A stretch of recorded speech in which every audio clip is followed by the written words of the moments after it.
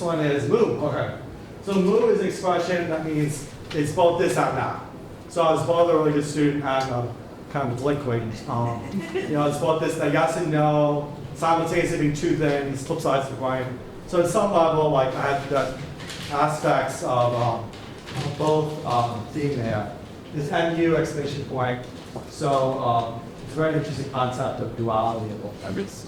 So we'll go to break down the answer. My poetry collection published in December 2021 with Poets of Queens Press is titled Breakdown Answer. And it goes into a little bit of the breakdown answer of the poetry collection has to do with breakups and breakdowns. So this is like when we get a little bit more intimate in our communication around more vulnerable places.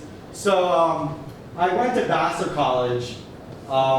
It's one of the Seven Sisters. It became called 69 though, so it included both men and women. We're doing all these freshman orientations, and you expect. I think I would expect certain things about freshman orientation. You go to college, getting oriented to college life. Like how to cram, how to use the library. How to research or like something involving studies, right? But I think at least I attended the first few months of attending Vassar College. I attended some orientations, maybe 3 on sexual consent, 3 on sexual consent and drinking. So it gave my mind a sense of the impression that I could seal a deal in the first year, right? Basically sending you off on a mission, and you know what the parameters are. So sending out, go get laid, and when you get laid, you have to just jump through a few hoops of basically communicate well, don't be drunk, kind of drink responsibly, and then know when yes is yes and when no is no, basically that kind of a thing. So it's basically like a seminar in how to get laid, in my mind. I'm not sure if that was the intention. I really didn't know, but I suspect that was not the intention. But I always, even now, I think about writing letters to institutions that I've been a part of, writing letters to the Academy, and be I'm not a crackpot, maybe I'm a crackpot, but I have legitimate grievance with you. And I like to say that students should not be bullied. I like to write talk about high school. I like to say teachers should not take me so personally. I sometimes wake up in the morning, fuck it all, I've been writing an email on top of high school. I'm dear top of high school, what the fuck were you thinking in 1996? When, it's really difficult for you to hold back on that, okay. So now I began my tactics and strategy. We have an objective here, get laid, right? So now I have to formulate a strategy. There's all tactics and strategy. Strategy is the overall, achieving all the objective. Tactics, minute-to-minute actions you take to achieve that strategy. So, obviously, I'm here to gain consent from women to have sex, and my tactic is, contrary to the seminars I took, drink a little keg and get a little liquid courage, right? So I drank a lot, and I was I'm getting a little liquid courage, and we did not grow up in a family that really was fluent in alcohol. Say we were basically teetotalers, we don't drink, right? So when I started to drink, I now have a responsible drinking kind of idea of how much is too much, or do you drink one and just pace yourself? Now I drink blue moons. Once in a blue moon, right? When I drink blue moons, I choose blue moon, I choose to support blue moon because I want to make that joke. It's kind of like being an Indian, making Indian jokes, and similar to that, being a blue moon, consumer, and getting the right to make blue moon jokes. So I drink blue moon because I drink it once in a blue moon, and it's fun. Whereas at 17, you just don't have the sense of how much is too much, and and there's something it's 2 days later, you're waking up and you're what's going on? It's a little disoriented, but it wasn't quite that bad, but almost, right? So I had a thought of how do I get myself drunk faster? I was it takes a little while sometimes for the alcohol to kick in. So I was like, I read an article in the New York Times about how depressed people get drunk faster. So I'd be like, you know what, I'll take a depressed thought after every drink. I'll just think a sad thought. It's like the reverse of Tinkerbell. Like, it's like Tinkerbell, you have to think a happy thought, and Tinkerbell gets more activated, right? So I had to think a sad thought, and then I get more drunk, right? So I drink a little bit of the beer, which I put like in a huge cup, right? And now looking back, I'm like, that wasn't a pint size. Like that was quite a large cafeteria style.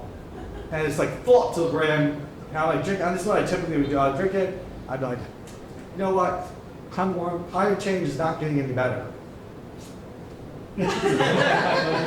I felt a degree of, but I feel a little closer to the core. I'd be like, my life is not going the way I want it to be. And it gets darker from there. So I had a degree of roast there. I'm like, you can't even get drunk fast enough. Better. Yes. The reverse psychology works well. So then, let me see. Losing target. Okay. So then I started the tactic of seducing women was coming up, right? Because simultaneously, I took a freshman seminar in Don Giovanni. Those of you know Don Juan. And I took a freshman seminar in Don Juan, Don Giovanni's transformations. And Don Juan and how he seduced women was we were studying that. So I had the theory and the practice, right? I was a master of both theory and practice. So, well, not really the practice, but more the theory. Anyway, I was getting some notes from the master, in other words. So I wrote a play about Don Juan, and I was trying to enact some of these scenes, but it was kind of weird to. I asked to kiss a girl's hand, and then there I'm French kissing it, which might have been a little bit too much, but I think, yeah, it's not good the visual there for a second. Then the next thing I realized, I'm on the floor and I'm getting kicked, and what is going on? Where is this? I don't know. I also remember one more thing. I remember I was right before getting on the floor and being kicked, I was like, oh, urinals are God's gift to man. So I was thinking, and then I'm there, and then I'm outside, and I'm like the guy's like, come at me again. So I'm not even sure if I got any hits in. I mean, the way this legacy lives on is that on Staten Island, people hear that I got into a 2-hit fight, right? Basically, I got hit and I hit the floor, right? So my 2-hit fight had become infamous in Staten Island, right? So, okay, so meanwhile, I did have, this assault, as it was published in the paper. Student gets assaulted, any forthcoming information, please bring it forward. So I got my first blurb in the paper, although it was anonymous. But, one particular girl I had a fascination with.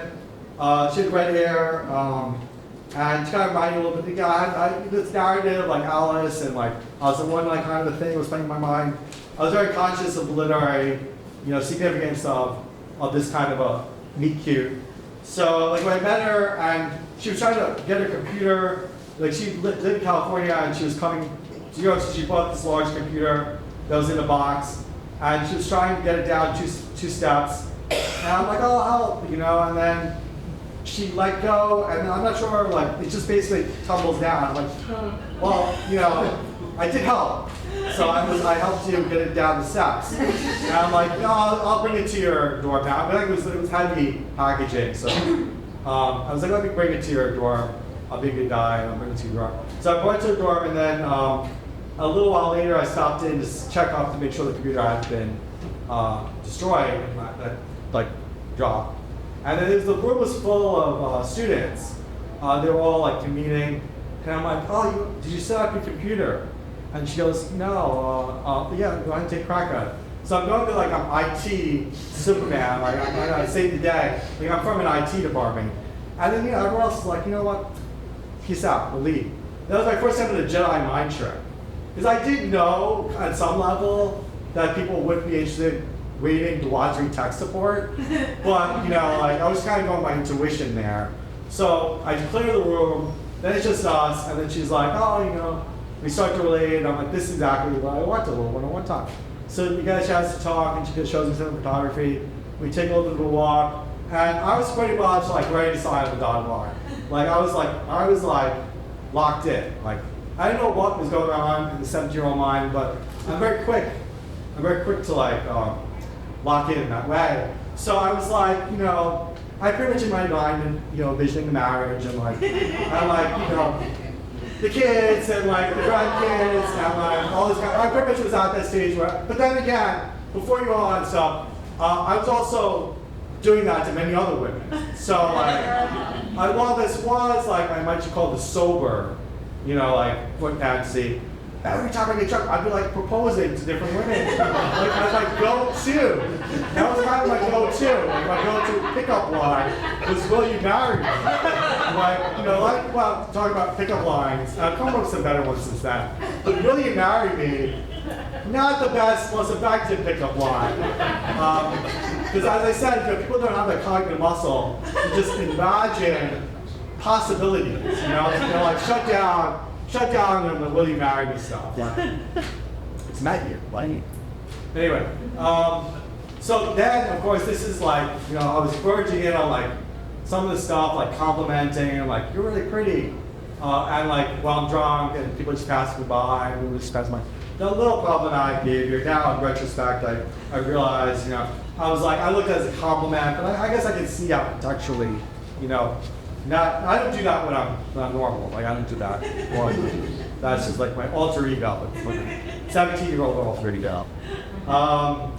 So yeah, there's a couple of things about this first year in college that I want to pinpoint that I'll reference later. Well, I'll say that like that whole depressive thought, spiraling thought around, it has an effect on your body. Like, unfortunately, there's an effect about, like when you practice thinking these depressed thoughts, I did ultimately get like kind of fall into depression because I was like, you know, like the girl I was mostly interested in was on Twitter. She told me like, you know, you can't separate your romantic feelings, your friendship feelings, so better for us not to talk anymore. So I took that hard, and I was like, all right, you know, and I had to take some time off. You know, I was kind of like, a little bit, I was depressed, and I messaged a friend, a mutual friend, saying like, you know, the Sunset Lake was pretty cold that time of year, and I wasn't just giving a temperature reading on the lake. I was indicating I might want to jump in. But then, of course, that led to a series of events where, you know, I took off from school. I was like, let me reflect myself and give myself some time. So I went back to college, fall semester of '97, and I was like, you know what this needs? A hit of acid. What I need is a hit of acid to like really jumpstart my system. So I didn't really think about that much, but we went to a rave. My friend was like, you know, why don't we do some acid? So we tried to buy some acid at the rave, and I ended up eating a piece of paper. So, which was appropriate, I think, like, I probably had some esoteric spell on the paper, but I just put the paper on my tongue, and I was like, wait a minute. After like an hour, I was like, I think that was just paper. I think that was acid. I suspect that was just good shit. But it had an interesting text on it. But anyway, so I did have a very trippy idea at that rave though. I did get inspired. I thought about a play called Wide Awake, which basically was about two celestial beings and how they're like engaged in this complicated drama, like improvised drama. And I had it all planned out. And like, it was a very interesting play, and I wanted to produce it at Vassar. And you know, the students determine, you know, like it's kind of like the students determine what they produce and what we can help you with. So they had a time when we could produce plays, and I tried to propose Wide Awake. They were like, it's not going to work out. And then, but meanwhile, in a writer's workshop, they produced a play called Whores, Bitches, and Crackheads, right?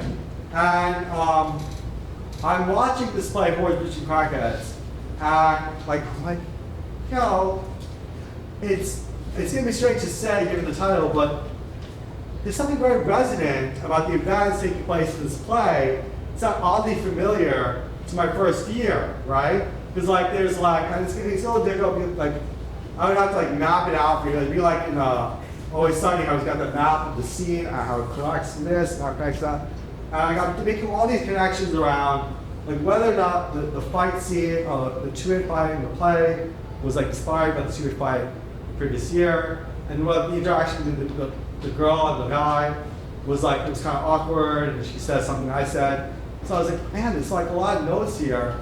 You know, I thought of like the mousetrap and Hamlet, you know, like there's also something guilty conscience was activated because the guy in the play is like, you know, I want to get laid and all this kind of thing. And I'm like, no, I didn't see the forest of Jews. I'm like, yeah, sure, that's like resident of a lot of college students. But I took it really personal, like about like, you know, and this is not paranoid, it's more like apophenia. You know, I'm seeing like certain meanings and the scenarios that perhaps, you know, it's not really there. It's kind of the general meaning. But I was starting to see a lot of meaning, personal resonance, and making a lot of cross connections. So ultimately, I was getting more and more like into this theorizing got quite heavy into like, so that this means that, and that means that, and I didn't quite draw it out, but almost. Then I had a conversation with my sister, and she was like, she noticed, she's very sensitive to the energies, and she noticed something was wrong, and she was like, let me just check in, like, you know, what's your name? And like, I've got in my mind this complicated map of like connections, and like, I could not produce my name. I was completely like, forgetting it, like, you know? So before long, of course, appropriately, that's very red flag for like a medical occurrence, right? So appropriately, I ended up at the ER, and they're trying to assess me, and I'm still like, you know, I gotta go back to college to like, you know, finish my play, you know, finish my writing, and you know, I gotta go back to college. I got a lot of stuff to do, and the guy's like, you know, you all the time. So he kind of like, I'm like, oh, we're going, you know, I gotta go back to college, and then he's like, you know what, come over here. So he takes me over here, and I'm like, oh, we're going back, and he's like, yeah, I'll bring you back. And then I'm like, then he strips me, I fall onto the bed, and I'm like, and he asks me, do you even know why you're here? And I'm like, it's because of the play, which in my mind is a very logical connection, but it was the wrong answer in that context. So that's the last thing I remember before blacking out and waking up in the psychiatric hospital. Stop thinking about waffles. Well, you had waffles for dinner and you had waffles for breakfast, so we're going to eat something else. Oh, I can't stop. Why can't I just stop dreaming about waffles? I don't know.